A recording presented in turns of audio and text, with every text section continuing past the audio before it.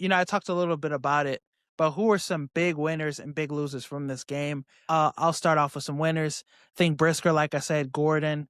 The young corners for our defense stepped up. Tyreek Stevenson even made some plays. So I really like what we got from those guys.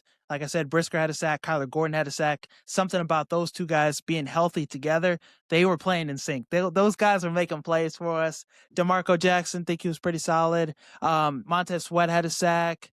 Defensively, I can't say enough. I think Dennis Allen, this was a game that really was like, all right, Dennis Allen's one of the best defense coordinators in the NFL. And Sean McVay after the game was like, you kicked our ass in this game. So gave him props for that. So I think those were some of my big winners from this one. What about you? Yeah, I would definitely agree with that. I think some losers would be just Ben Johnson and Caleb.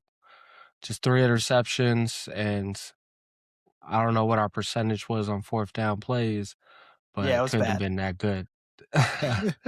So, those are the things I'm looking at, especially, the goal line stands, like, just I think that's heavily on Ben Johnson.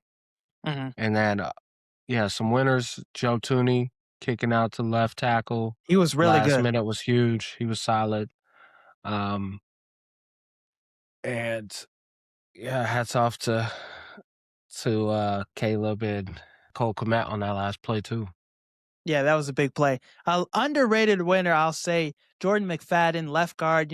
They said he was going to be the starting left guard at the start of the week. It didn't start reporting. It didn't start coming out from media until end of the week. But he went out there, really good run blocking. And him and Joe Tooney locked up that side. I feel like Caleb Williams didn't get sacked in this game. There was some pressure, but Caleb did what he usually does. So Jordan McFadden, great game by him. Excited to see what the Bears do, to lessen the blow of Trapillo. I did a video and I was like, Joe Tooney, throw him at left tackle the whole season next season and just let him man that front. Jordan McFadden showed you he could be that kind of insurance. And then when Trapillo comes back, then, switch it back. But we won't really, I don't think we have to invest in another left tackle high in the draft. I think Trapillo's shown me enough to be confident in him moving forward. But that's something I would do as a little band-aid for that and go all defense in the draft. Yeah, I agree because I think even though the defense showed up the last game of the season, There's still some, yeah, tweaks pass we need to rush make. is going to be paramount. We have so many comebacks is because we give our defense Yeah. can't stop nobody when it matters. So they did their Yeah. job this week. So hats off to them. But just looking at next year and what we need from a projection standpoint, it's got to be the number one priority. Yeah, and we didn't get too much from our interior guys in the defensive line. I know Sweat had a sack, so he was nice off the edge. But, you know, Dexter, Grady Jarrett, Andrew Billings, those guys graded poorly according to PFF. They were really low. All three of them were below 50. Dang. So yeah, they didn't get much of anything, any type of pass rush. So that was tough to see. I think that's an area we need to address, go all in on a defensive tackle, defensive end, that route. Um, DJ Moore is probably a huge loser though. I mean, he made some Yeah, plays that in this play game. was Yeah, hard to watch.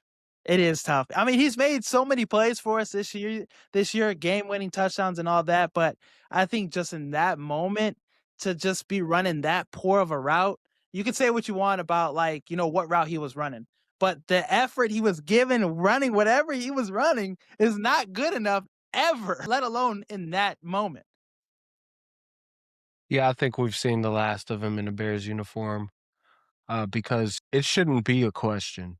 It shouldn't even be a question if he is given maximum effort or not. Like, I feel like it should just look better than that. And I don't think we've had this issue with him or like even in Carolina. So what's No. changed? The bag?